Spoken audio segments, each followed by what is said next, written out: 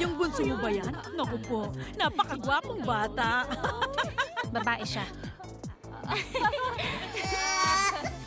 Pero maganda si Hikyo nga.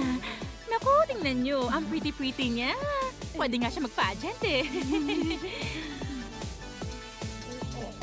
Mula sa reaksyon ng mga tao, alam ko na mula pa pagkabata,